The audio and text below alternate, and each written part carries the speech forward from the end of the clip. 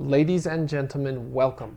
Joel Freeman here, coming at you with another vlog for your viewing pleasure. If you haven't already, scroll down real quick, give this video a like. Also make sure you're subscribed and you've got that bell notification turned on. I've got a lot of good stuff coming your way, and when it drops, you're not going to want to miss it. Roll that intro!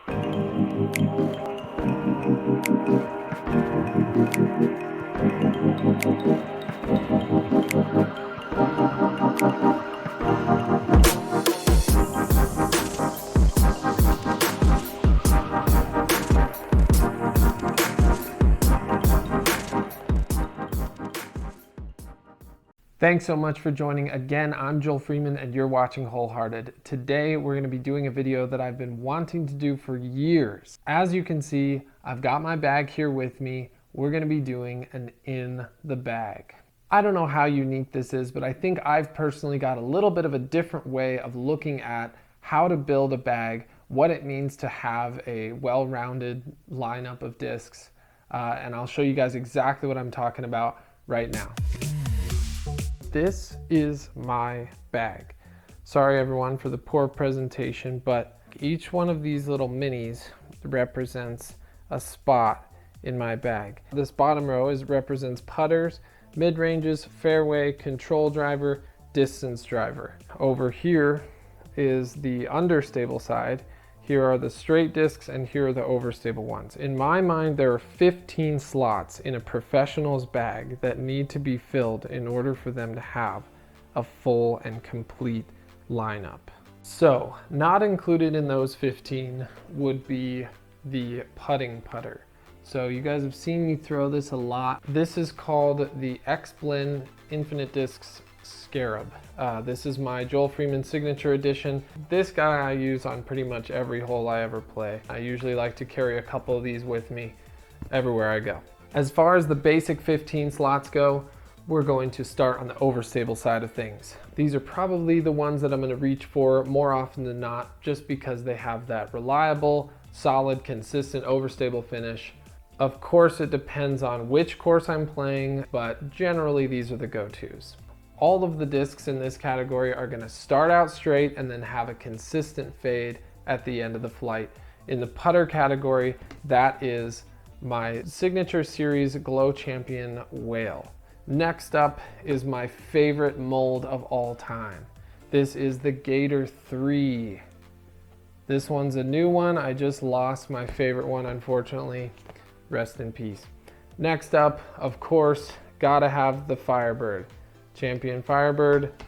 And then this, I love this stamp. This is, I guess, a depiction of Julius Caesar, maybe in the afterlife, contemplating how Brutus, his close comrade, or so he thought, betrayed him and literally stabbed him in the back. But yeah, this is a Splatter Eye Blend Emperor. Again, all of these go nice and straight with a significant fade at the end of the flight. I don't really have a preference between Star or Champion. They're kind of the same thing to me. They're both nice and durable. They feel good to me in the hand. It's just a matter of finding the right one, the disc that flies the right way, feels the right way. To go right along with that, you guys may notice almost every single driver I have in my bag is nice and domey. That is less of a priority for me with putters and mid-ranges, but it is high priority when it comes to drivers. I am really excited to get into why that is and what effect things like dome or stiffness has on a disc or on its flight, but that's for another video. So for today's video, please get down in the comments and share with me a rumor, true or untrue, about how a disc's flight is affected. Could be dome, stiffness, color, or even something that's not about the actual disc itself. Could be humidity, elevation, outdoor temperature, whatever it might be. I'm not an expert in physics, but I am an expert in disc golf. And I think I've picked up on a few patterns that I've never heard anyone talk about before. So excited to dive into some of that in my next video. Let's get back to it. In the much straighter category of things, the putter that is very straight is this guy right here. you'll notice it's the same disc I just showed you, but a way older version. This is the first Signature Series whale that I ever put in my bag. It's still with me. It used to be overstable, now it is dead straight, which is awesome. This is a fantastic disc, love throwing it. Just to give you guys an idea of how much this is faded, it used to be this color. Next up, we have the Chariot. Okay, this is a C-blend Chariot. I love the feel of this. For any of you who haven't held one or thrown one, it's a similar feel to an MD3. Flies nice and straight, it's nice and trusty. I can really put some power behind it, and it works well. Next up would be the iBlend Exodus. This one's really pretty, goes really straight. In the control driver category, I have a Star Thunderbird. This is one of the newest additions to my bag. I've never really bagged a Thunderbird. For any of you guys who know me well, you know I was partial to the PD for a long time, but lately I've just been liking the Thunderbirds. I can't really say exactly why. All right, and then this one, you guys have seen me use it a lot in my videos. This is my go-to big distance luster destroyer, okay? Again, all of those, I'll pop out flat or with a little bit of hyzer, and they will carry straight, finish straight. All 5 of those discs in that category. Now moving to the understable side of things, my P1X is my putter. This thing is so old, so beat up, and really flippy. This is my newest addition to my bag, Star Fox Bat. Of course, it's not a mold you guys have probably heard a lot about in the past, but I was looking for a really understable mid-range in the Innova lineup, and this one felt the best to me. I don't know if it'll stay long-term, but I've been messing around with it and I've been liking it. So for the time being, it's in the bag. Next up, love this disc. This is the Signature Joel Freeman TL, Glow TL, beautiful disc. This next disc is one of my most highly recommended discs ever. I think it's one of the best discs ever made. I love this mold. This is the C-Line CD2. It's all the control of a fairway driver with all the distance of a distance driver. It's incredible. Give the CD2 a try. Next is the Metal Flake Glow C-Blend Pharaoh. Love the Pharaoh. Really fast and a little bit understable, but it's still controllable. So again, all the discs that I just showed you in this category, these will come out of my hand, maybe on a touch of hyzer, and they will flip over and turn and kind of finish to the right. If you guys have been paying attention so far, you've probably noticed that I failed to mention a few things. One being that I haven't said anything about forehands, okay? I'm unique in that I throw every single disc in my bag, forehand and backhand. I use them all the same way, but just to mirror their flights on either side. So you might think, well, how is that possible? Do you really throw your forehand just as far as your backhand? No. For any of you guys who have watched me play, you've noticed I'm most comfortable releasing on a little bit of anhyzer with my forehand. That makes it so that the disc that I'm using, forehand or backhand, will generally create the same flight path on either side. I think that allows me to be more consistent hitting lines on both sides. Having said that, of course, I'm comfortable throwing force overs or hyzer flips, just depending on the situation. Now, in addition to the basic 15 spots, I've also got a handful of discs that don't quite fit in any of those categories. The first 2 discs on that list would be destroyers. This one's a Paul, this one's a Ricky, and depending mostly on elevation, these will kind of move to the turnover, to straight, to overstable slot. I think for myself, being from Colorado, that's more of an issue than it is for some people. I'll talk more about that later. Next is the Metal Flake PD2. This one's a pretty old run and it is so overstable. This one's great to have around just in case the wind kicks up and you still need a lot of distance. Next up is the Sidewinder. I've been loving this thing for kind of late turning shots. It's been helping me learn how to throw left-handed. It's also an awesome roller disc. This is one of the newer additions to my bag. Star Sidewinder, super awesome. Next up is the flat top Firebird. This thing is super flat. It is super firm and stiff. I believe this is that 2019 run, right as Innova was kind of trying to get back to mimicking those Climo 11-time Firebirds. I think they've done it with this run, so go Innova. Next up, this disc is really special. This is the Scott Withers Gator. I believe this is the 2017 version. I'm not sure if I have that right, but man, this thing is so flat. It is so firm.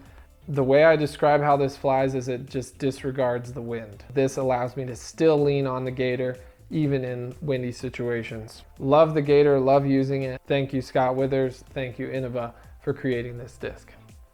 Now, to wrap up, there are just a few more discs that are not in the bag, but I consider them part of my bag. Depending on where I'm at, where I'm traveling, what course I'm training on, they might come and go in specific situations. The first on that list, and you guys have probably seen me use it in a couple of my videos, the DX Katana. I honestly can't believe that I even own this and I keep track of it and that I care about it, but it has been so awesome. This thing is fast and so stupidly understable. It has a unique purpose, but none of the other discs do what this one does. Next up is the Champion Shrike. I've been liking the Pharaoh and I've been using that a lot, but in my mind, the Shrike is interchangeable. And so this one will definitely be making it into the bag at some point, I'm sure. So if you guys see me throwing an orange disc that likes to turn and go really, really far, it might just be this Shrike here. Next would be the Sphinx. This one is kind of interchangeable with the Sidewinder. I was using the Metal Flake Sphinx for a while. I kind of go back and forth between them. Just a matter of finding the right one that does what I want.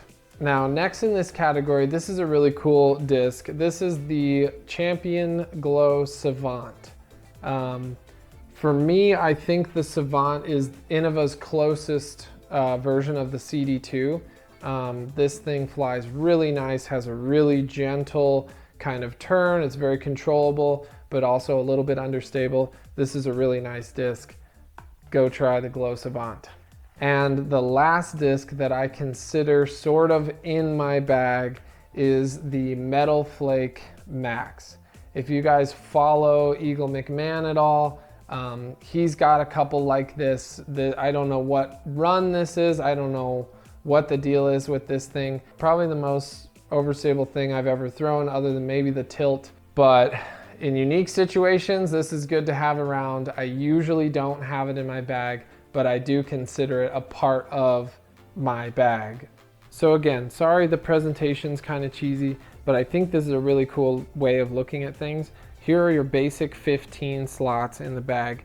And then additionally, I've got a few kind of bonus slots. You've got the Star Sidewinder, which is the roller. We've got the PD2 that is in the driver category, but doesn't throw as far as some of those control drivers. Same with the flat top Firebird, and then the Scott Withers Gator down here. If I stood kind of off the back end of this page and threw into a field out this way, this is generally kind of where these discs would want to go. Now, if you guys have been paying attention, this spot is kind of funky. I've never found a disc that fills this spot. I've tried out a couple, like the Whippet, the Moab. I think the Moab is the right one to fill this spot, but it just feels so weird in the hand. I did put it in my bag for a while, but right now, this category is empty. Now, part of the reason the Sidewinder is hanging off the page is because once a disc gets that understable, it gets hard to control. So this is my favorite part of this whole diagram illustration. If you're thrown into a headwind, now this is kind of what you're looking at. Of course, the more aggressive the headwind is, the more those discs would slide. But you know, throwing into a tailwind. Then they kind of move up in that direction. You come out to where I live, start throwing at high elevation. Discs are gonna fly like that. Can you tell I was an education major in college? You've heard me make a couple comments about elevation. One of the most common questions I get about my bag is, do you change your lineup when you travel from one elevation to the other? The answer is no. The closest thing to something like that happening would just be that I simply reach for a certain disc less often. During the winter in Colorado, I throw Pharaohs and Shrikes a lot. They go far, they're fun to use. But once I go on tour, I may go a month without even pulling a Shrike or a Pharaoh out of my bag. So I may take it out of my bag just because I'm not using it as often, but for all intents and purposes, my bag never changes. It's just a matter of adjusting my mental expectation of how each disc is gonna fly one week to another. To wrap things up, I'm gonna show you guys what non-disc items are in my bag. I have a reputation of having a really heavy bag, so let's see if we can find out why. All right, over here, we've got a towel. Shout out Black Ace Gear. Got another towel on this side. Got a little Sharpie up here. Down here, we've got my Mini. I've been using this for a few years now. So this one's got a lot of love on it, a lot of good rounds on it. Probably like a 10-30 average on this Mini. All right, my grip bag. All kinds of stuff going on here. I've got a little rosin bag, a little bead bag. I think this is a bag of Arizona dirt.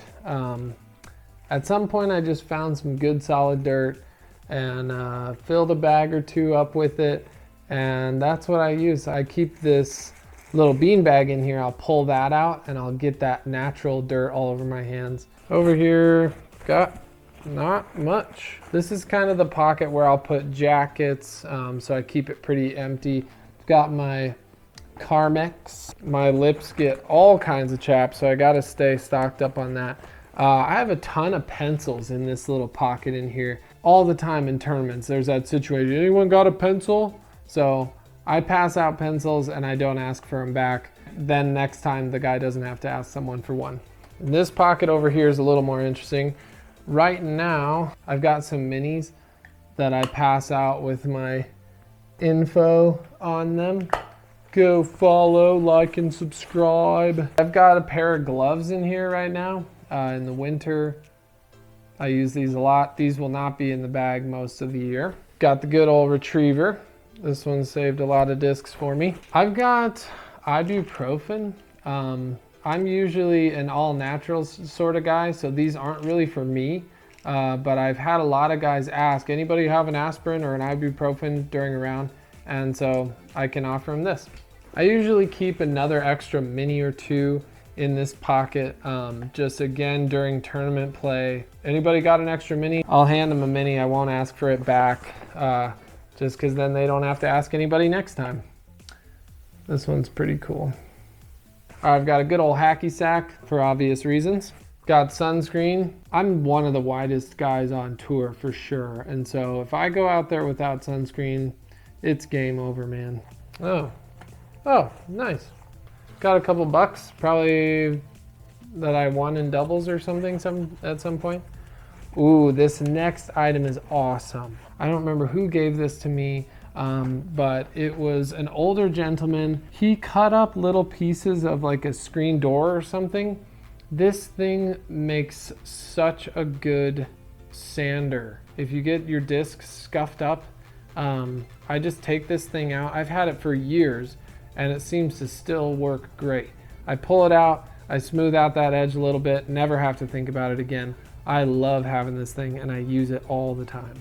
On that note, the last item in here is the rules of disc golf. If you guys are questioning whether that little sanding device is legal, it is. You can read it about it in here. As a professional, I consider it my job to know the rules. So I keep this with me just so there's no doubt, no question that everyone knows how certain situations should be played out. Down here we've got a rain fly. I'm not going to pull it out, but great to have in rainy situations, of course, or snow. And then last but certainly not least, my water bottle. I've got the worn out Black Ace gear sticker on it. This thing has been with me through it all. I don't go anywhere without this thing. If you guys know me, I've always got this with me. And this isn't just your 32 ounce. This is a 40 ounce, I believe. Insulated, this thing's awesome. This could be it. I think it's because I stay so diligent about staying stocked up on water that my bag has a reputation of being heavy. Tastes so good. Thank you so much for joining, and thanks for watching my first ever in the bag. This is what I would use to be competitive at the very top level at any course in the world. If you haven't already, leave a comment down below. Share a rumor, true or untrue. What about a disc alters its flight? I gotta give a big shout out and thank you to all my sponsors, Innova, Infinite Discs, Black Ace Gear.